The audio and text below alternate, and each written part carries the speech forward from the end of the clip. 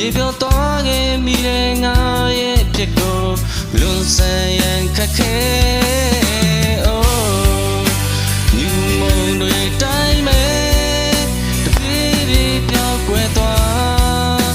နာနာမရှိတော့ပါလွန်ဆွချင်တွေပဲနေထားရင်ခဲ့ပြီလားမြန်ပြန်လာခဲ့